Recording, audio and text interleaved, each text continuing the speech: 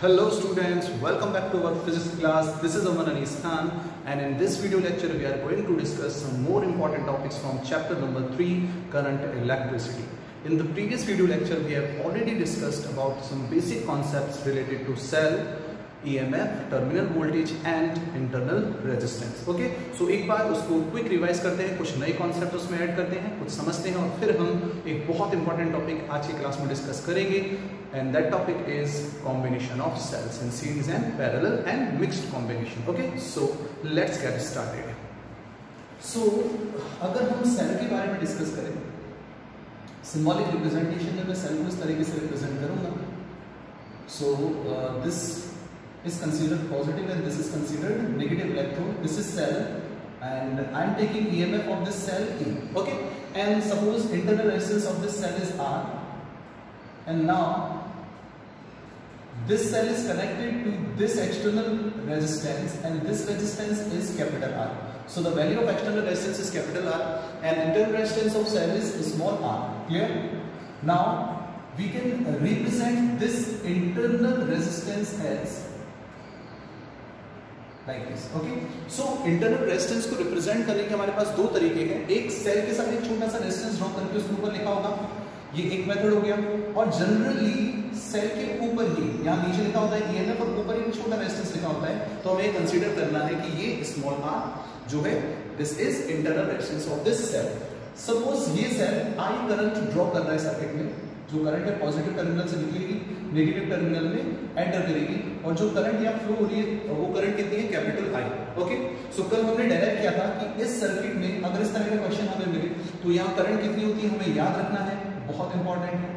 अगर हम करंट की बात करें तो करंट की वैल्यू सबको याद है, यहाँ होती है I is equal to E upon capital R plus small r. बिल्कुल Ohm's law V is equal to IR की तरह ही, जैसे V is equal to IR होता है वहां I इज इक्वल टू हम V अपॉन R लेते हैं, ठीक उसी तरह से यहाँ I is equal to potential difference की जगह आता है EMF. यहाँ पे EMF जो आता है वो आता है पोटेंशियल डिफरेंस, V की जगह पे E आ गया, this is EMF of cell, और नीचे कैपिटल R एक्सटर्नल रेजिस्टेंस आता ही है. साथ में जो इंटरनल रेजिस्टेंस होता है सेल का वो ऐड हो जाता है एक्सटर्नल रेजिस्टेंस में. We have already derived this formula in the previous video lecture, लेकिन ये फॉर्मूला बहुत इंपॉर्टेंट है, काम आएगा चैप्टर में, हमें याद रखना है. ओके, नेक्स्ट हमने क्या डेराइव किया था, हमने डेराइव किया था for terminal voltage. If we want to find out the terminal voltage across the cell, तो उसके लिए भी we have a formula, बहुत इंपॉर्टेंट है ये फॉर्मूला भी, ठीक है. अभी कॉम्बिनेशन में बहुत ज्यादा काम में आने वाला है. और टर्मिनल वोल्टेज के लिए क्या रिलेशन होता है, V is equal to E minus IR. Okay, so terminal voltage जो है वो सेल के EMF से थोड़ा कम होता है, और कितना कम होता है बताओ, I into small r. Small r is internal resistance here and capital I is current, E is EMF and V is terminal voltage. ये सबसे ज्यादा इंपॉर्टेंट फॉर्मूला है इस कॉन्सेप्ट में, इस टॉपिक में. Okay, so V is equal to E minus IR. यहाँ हमें एक आइडिया लग गया कि अगर सेल से करंट फ्लो हो रहा है जैसा कि सर्किट में शॉन है, तो उस कंडीशन में V is equal to E minus IR, जो टर्मिनल वोल्टेज है वो थोड़ा कम होगा as compared to EMF of cell. पर यहाँ एक एक्सेप्शन है और वो हमें ध्यान रखना है, एक इंपॉर्टेंट कंडीशन है. अगर सेल चार्ज हो रहा हो, ये हमें याद रखना है, कभी कभी पूछ लिया जाता है ये कॉन्सेप्ट चेक करने के लिए. फॉर चार्जिंग ऑफ सेल, अगर सेल चार्ज हो रहा है तो सेल के चार्जिंग के कॉन्सेप्ट में जो V है वो ज्यादा होता है IR से, ठीक है, E प्लस IR से, यानी E से ज्यादा होता है, यानी terminal voltage is greater than EMF of cell when the cell is charging. तो सिर्फ याद रखना, चार्जिंग ही एक ऐसी कंडीशन होती है जब टर्मिनल वोल्टेज EMF से ज्यादा होगा, लेकिन ये एक एक्सेप्शनल केस है क्योंकि जनरली हम सेल को यूज में लेते हैं करंट फ्लो करने में, और जब भी सेल से करंट फ्लो होती है उस कंडीशन में EMF ज्यादा होता है, टर्मिनल वोल्टेज कम होता है, और रिलेशन होता है V is equal to E minus IR, जो कि यहाँ लिखा है, काफी ज्यादा इंपॉर्टेंट है. ये हमें याद रखना है कि चार्जिंग की प्रोसेस में यहाँ माइनस की जगह क्या आ जाता है, प्लस आ जाता है, ठीक है. एक और इंपॉर्टेंट कॉन्सेप्ट, ठीक है. तो सेल हमने देख लिया, सेल क्या करेगा, सर्किट में करंट फ्लो करेगा. EMF हमने लास्ट क्लास में डिस्कस किया था, EMF को हम रिप्रेजेंट करते हैं E से. This is potential difference across the electrodes of the cell when cell is in closed circuit. जब सेल से current flow when cell is in open circuit, तो जब सेल ओपन सर्किट में होगा सेल से कोई करंट फ्लो नहीं हो रही होगी, in that case potential difference between electrodes is called EMF. और ठीक इसी तरह से हमने एक्सप्लेन किया था टर्मिनल वोल्टेज को। टर्मिनल वोल्टेज, बताओ क्या कॉन्सेप्ट है टर्मिनल वोल्टेज का? The definition of terminal voltage is potential difference between electrodes of cell when cell is in closed circuit. तो when cell is in open circuit, no current is drawn from cell, then in that case potential difference is called EMF, and when cell is in closed circuit, current is drawn from cell, then the potential difference is called terminal voltage. Okay, then internal resistance. Internal resistance, it is denoted by a small r. Okay, internal resistance is resistance of electrolyte of cell. Cell के electrolyte का resistance ही internal resistance है। हमने last class में discuss किया था ये। ऊपर अगर हम बात करें इस फिजिकल क्वांटिटी के लिए यूनिट क्या होगी बताओ? Volt, unit of this volt, unit of this ohm. Internal resistance is also a resistance and unit for internal resistance will be ohm. Okay, तो यहाँ यूनिट ओम होगी। ये हम फिजिकल क्वांटिटी डिस्कस कर चुके हैं। अब इंपॉर्टेंट है कि जो इंटरनल रेजिस्टेंस है ये किन किन फैक्टर्स के ऊपर डिपेंड करता है, इसको बहुत अच्छे से समझ लेना है। तो सबसे पहले देखो हमने सेल डिस्कस किया था, यहां सेल में हमने देखा था 2 इलेक्ट्रोड होते हैं और ये 2 इलेक्ट्रोड एक इलेक्ट्रोलाइट सॉल्यूशन में डिप्ट होते हैं, उसके अंदर डूबे हुए होते हैं। क्लियर? एक पॉजिटिव इलेक्ट्रोड होता है और दूसरा इलेक्ट्रोड होता है negative. Okay, so internal resistance जो है हमें याद रखना है। मैं सिंपली इसको एक्सप्लेन कर रहा हूं। 3 पॉइंट है यहाँ। सबसे पहले जो इंटरनल रेजिस्टेंस है ये इन दोनों इलेक्ट्रोड के बीच का जो सेपरेशन है उसके प्रोपोर्शनल होता है। यानी इलेक्ट्रोड्स के बीच में डिस्टेंस जितनी ज्यादा होगी इंटरनल रेजिस्टेंस उतना ही ज्यादा होगा। क्वाइट ऑब्वियस है, क्योंकि इलेक्ट्रॉन्स को इलेक्ट्रोलाइट के अंदर उतना ही ज्यादा डिस्टेंस ट्रेवल करके एक इलेक्ट्रोड से दूसरे इलेक्ट्रोड पे जाना होगा। ओके, मैंने ये एक्सप्लेन किया था कि what is the reason behind internal resistance. ये लास्ट क्लास में मैंने एक्सप्लेन किया था। तो उसमें तुम्हें समझ में आ रहा है कि जब इलेक्ट्रॉन एक इलेक्ट्रोड से दूसरे इलेक्ट्रोड पर मूव करते हैं तो वहां उन्हें इलेक्ट्रोलाइट सॉल्यूशन की जो आयंस होते हैं उनसे कॉलिजन करना पड़ता है और इस कॉलिजन का रिजल्ट ही इंटरनल रेजिस्टेंस होता है। तो पहला पॉइंट मैंने एक्सप्लेन किया है, internal resistance of a cell is directly proportional to the separation between 2 electrodes. Okay, second एक कंडीशन पे डिपेंड करता है, ये नोट करते जाना। सेकंड डिपेंड करता है एरिया ऑफ इलेक्ट्रोड्स। ठीक है, तो जो इलेक्ट्रोड्स का वो एरिया जो डिप्ट होता है इलेक्ट्रोलाइट के अंदर, ये जो रेजिस्टेंस है ये उसके एंटी प्रोपोर्शनल होगा। Okay, so internal resistance is anti proportional to the dipped area of electrodes inside electrolyte solution. Okay, तो जितना ज्यादा एरिया यहाँ डिप्ट होगा रेजिस्टेंस उतना ही कम होगा, जितना कम एरिया डिप्ट होगा रेजिस्टेंस उतना ही ज्यादा होगा। यानी कि डिस्टेंस के प्रोपोर्शनल है लेकिन डिप्ट एरिया के एंटी प्रोपोर्शनल ये होगा। ओके, थर्ड है कॉन्सेंट्रेशन ऑफ दिस इलेक्ट्रोलाइट। ठीक है, ये भी इंपॉर्टेंट है। जो इलेक्ट्रोलाइट हमने मिलाया है, जैसे NH4, कल मैंने लेक्लांची सेल एक्सप्लेन किया था, वहां पर हमने ऐड किया था NH4Cl प्लस H2O। तो आयंस जो फॉर्म हुए थे NH4 प्लस और Cl माइनस फॉर्म हुए थे। तो उस केस में कॉन्सेंट्रेशन जितना ज्यादा होता है इलेक्ट्रोलाइट सॉल्यूशन का, रेजिस्टेंस उतना ही हाई होगा। तो याद रखना कि जो इंटरनल रेजिस्टेंस है that is directly proportional to the concentration of solution. और अलग अलग जो इलेक्ट्रोलाइट्स होते हैं उनके लिए इंटरनल रेजिस्टेंस भी अलग अलग होता है, यानी ये इलेक्ट्रोलाइट के नेचर के ऊपर भी डिपेंड करता है। तो हमने एक सिंपल तरीके से ये देखा कि इंटरनल रेजिस्टेंस कौन कौन से फैक्टर्स है जिनके ऊपर डिपेंड करता है। ये क्वेश्चन जो है प्रैक्टिकल्स में पूछा जा सकता है, क्योंकि हम सेल के ईएमएफ से रिलेटेड कुछ प्रैक्टिकल्स करेंगे, वहां वाइवा में ये क्वेश्चंस पूछने के चांसेस होते हैं। ओके, सो ये था कुछ बेसिक और बहुत इंपॉर्टेंट कंडीशंस, कुछ बहुत इंपॉर्टेंट फॉर्मूले और concepts related to cell EMF, internal resistance and terminal voltage. तो अब हम एक बहुत इंपॉर्टेंट टॉपिक डिस्कस करेंगे that is related to combination of cells. तो first we will discuss series combination of cells. Okay, so now moving to the next topic.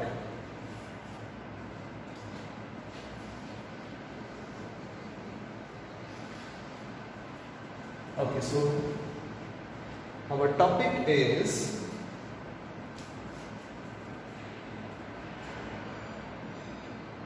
combination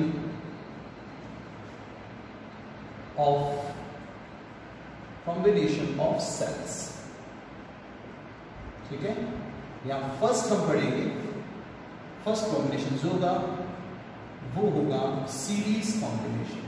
so series combination, इससे पहले हमने कैपेसिटर्स का combination discuss किया था, फिर हमने रेजिस्टेंस का भी कॉम्बिनेशन डिस्कस किया है, कॉम्बिनेशन ऑफ रेजिस्टेंस, और अब हम डिस्कस कर रहे हैं कॉम्बिनेशन ऑफ सेल्स। ओके, और वहां पहला है सीरीज कॉम्बिनेशन, यानी यहां दो सेल सीरीज में कनेक्टेड होंगे। तो अगर मैं डिस्कस करें कॉम्बिनेशन से related,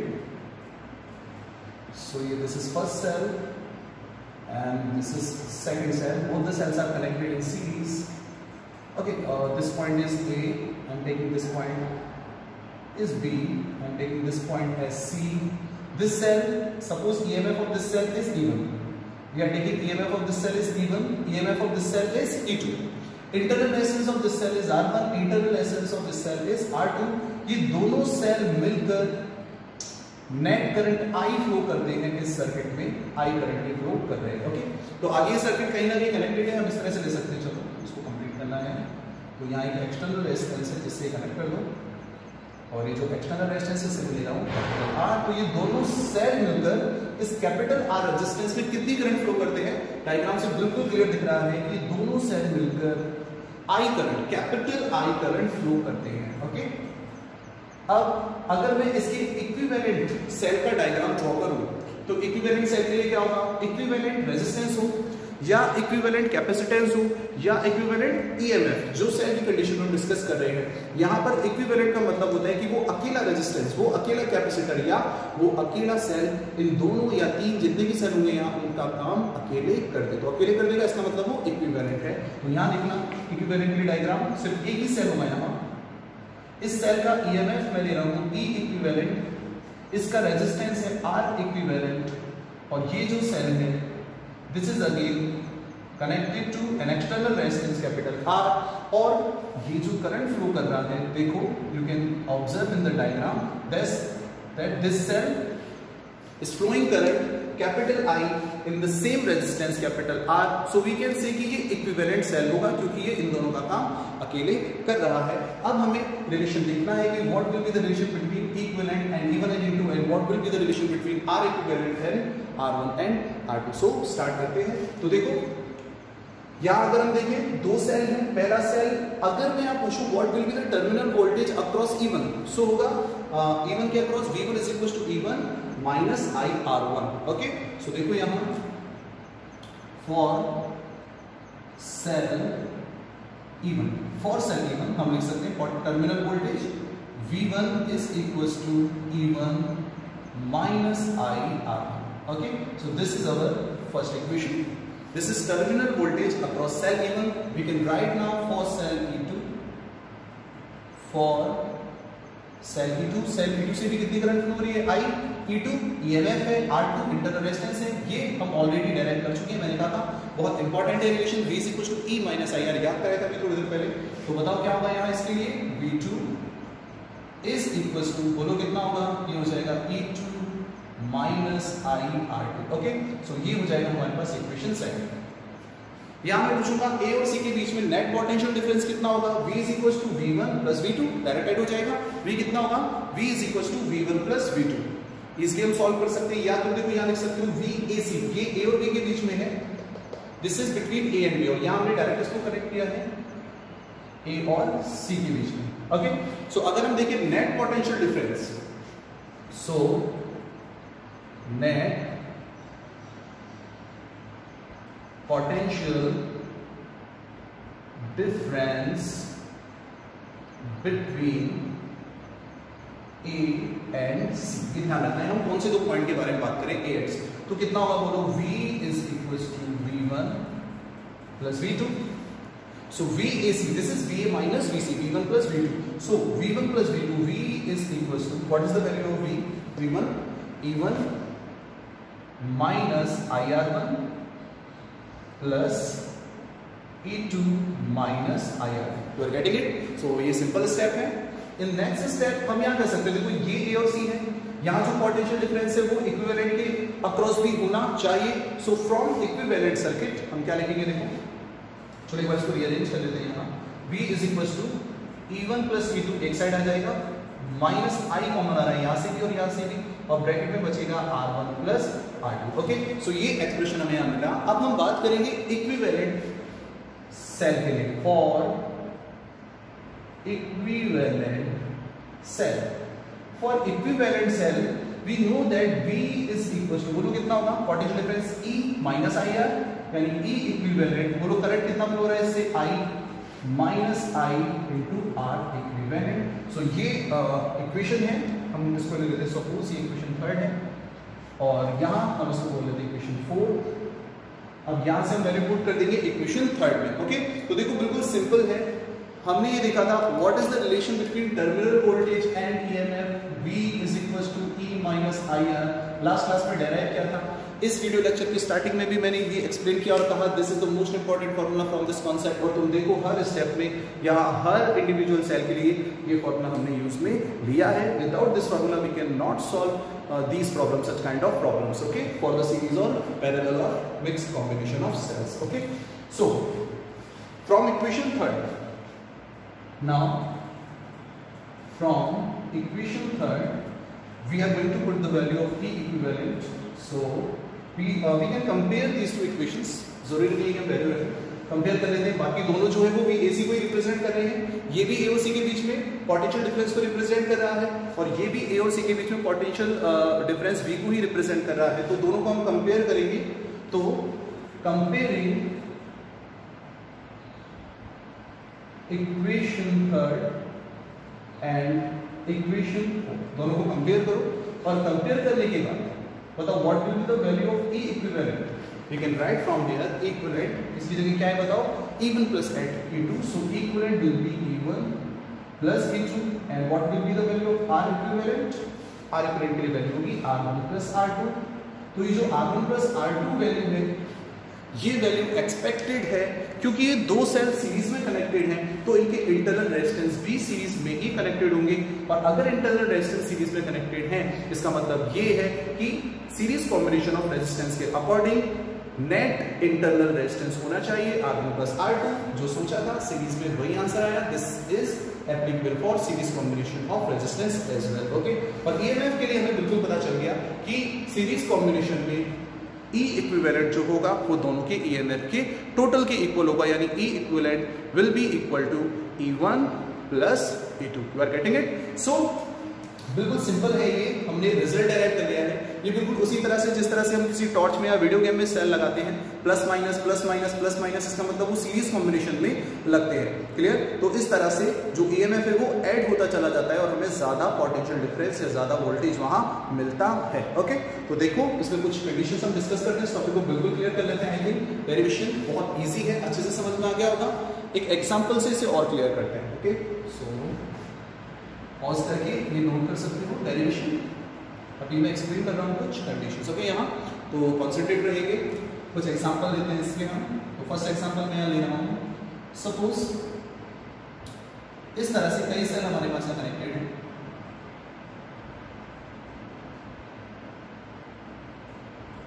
okay, so this point is A, this point is B।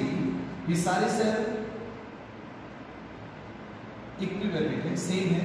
EMF सबका E है, internal resistance of each cell is small r। Clear? Now identical cells हैं, EMF of each cell is E and internal resistance of each cell is R. So now what will be the equivalent EMF and what will be the value of equivalent resistance? बोलो, what will be the value of equivalent EMF? Equivalent EMF कितना होगा? E plus E plus E plus E plus E, 5E। दिख रहा है सबको clear? बिल्कुल easy है answer. 5 cell है, सीरीज कॉम्बिनेशन में है, plus minus plus minus plus minus plus minus plus minus. Okay, so 5E। And what will the value of R equivalent here? Value of R equivalent, equivalent internal resistance will be equals to 5R. Quite simple it is, because 5 resistance are there and all the resistance are connected in series combination, so equivalent resistance will be 5R. Quite simple it is. So now we are taking the second example, और यहाँ थोड़ा सा ध्यान रखना है। Okay, so this is point A and this is first cell, second cell, third cell, fourth cell and fifth cell, and this point is B. Again I am taking EMF of this cell is E. So is there any difference between these two questions? What will be the E equivalent here? E equivalent. Okay, so देखो यहाँ एक difference है। Cell number 4 को देखो, ये इसका जो polarisation है ये यहाँ ऑपोजिट है। अगर मैं यहाँ देखूं plus minus plus minus plus minus, ये माइनस प्लस है और लास्ट वाला अगेन प्लस माइनस है। You are getting it? ये जो सेल है ये उल्टा कनेक्टेड है, माइनस प्लस यहाँ पर है। इट मींस अगर मैं यहाँ सॉल्व करूंगा इसे तो we will have the values e plus e minus e plus e। You are getting it? Simple. तो इसको ऑपोजिट यानी एक सेल हमने उल्टा कनेक्ट किया है, यहाँ हम बोल सकते हैं कि ये गलत तरीके से कनेक्टेड है सेल, क्योंकि बाकी सबका जो सीक्वेंस है वो है plus minus plus minus plus minus, और यहाँ जो सीक्वेंस है वो ऑपोजिट हो गया है। इसका मतलब ये ईएमएफ का हमें नुकसान करेगा। और अब तुम देख सकते हो यहाँ 5 सेल है, एक सेल गलत कनेक्टेड है, लेकिन आंसर कितना आएगा? एक ई कैंसिल आउट हो जाएगा और बहुत इंपॉर्टेंट ये आंसर आएगा 3e। You are getting it? Answer आया है 3e। E equivalent is equal to 3e।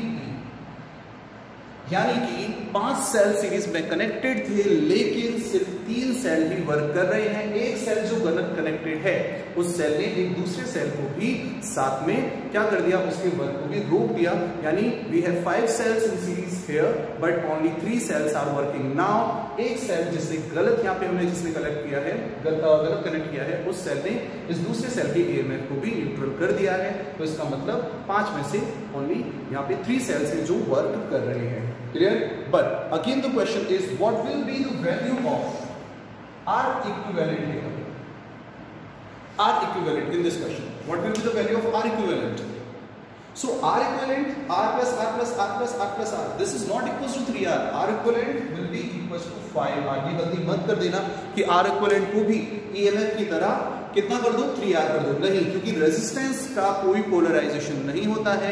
Cell को चाहे तुम सीधा कनेक्ट करो या उल्टा कनेक्ट करो, रेजिस्टेंस हमेशा पॉजिटिव ही रहेगा और वो ऐड ही होगा। यानी अभी भी रेजिस्टेंस का कितना है? R।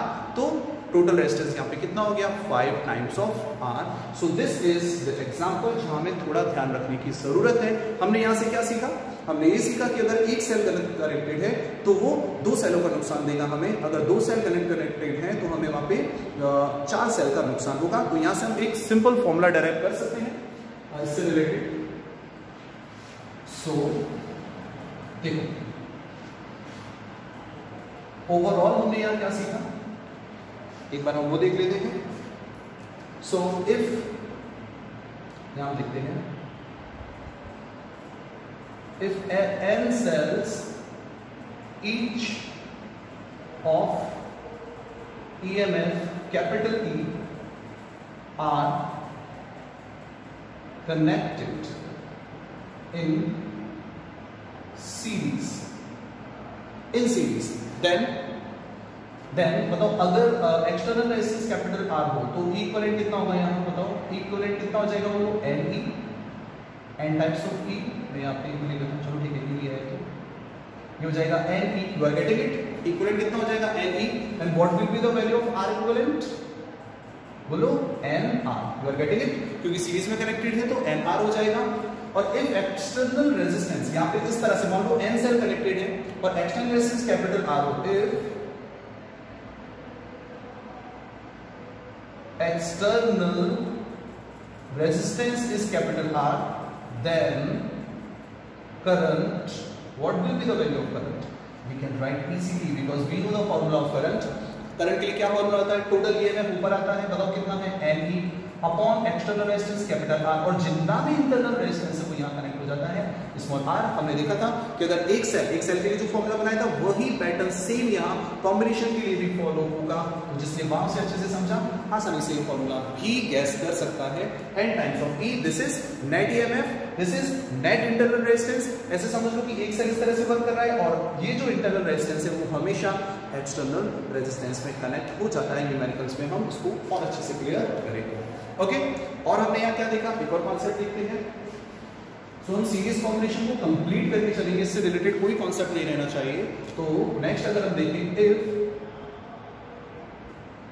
n cells are connected in series and x number of cells are wrongly connected, अगर ये ऑपोजिट कनेक्टेड सेल x हो तो what will be the value of E equivalent? In that case equivalent will B n - into E. You are getting it? किस तरह से मैंने लिखा? एक इंपॉर्टेंट फॉर्मूला बहुत कॉमन है, अगर X सेल रॉन्गली कनेक्टेड है तो बताओ टोटल कितने सेल का नुकसान हुआ? 2x cell. बताया था ना, एक सेल अगर कनेक्टेड है तो 2 सेल का नुकसान हो गया। If x cells are wrongly connected then वहां पे टोटल जो नुकसान हुआ है, लॉस हुआ है, वो 2x सेल का हुआ है। So equivalent will be equals to n minus 2x into E. This is the formula of equivalent EMF in this concept, in this case. Simple है, equivalent is equals to n minus 2x into E. और R equivalent में कोई फर्क नहीं पड़ेगा, R equivalent कभी भी कितना रहेगा? n into R। सेल सीधे कनेक्टेड हो या रॉन्गली कनेक्टेड हो, रेजिस्टेंस अगर सीरीज में है तो n टाइम्स ऑफ R होगा। तो ये हमने यहाँ जो क्वेश्चन सॉल्व किया था सिंपल एग्जांपल, उसके एक्सपीरियंस के अकॉर्डिंग हमने कुछ एक्स्ट्रा कॉन्सेप्ट यहाँ पे डिस्कस किया। Okay, so this is all about the series combination of cells. काफी इंटरेस्टिंग, काफी simple, but now we are going to discuss another very important derivation जो एग्जाम्स में आने के भी काफी चांसेस होते हैं। So our next topic is parallel combination of cells. So now moving to the next point.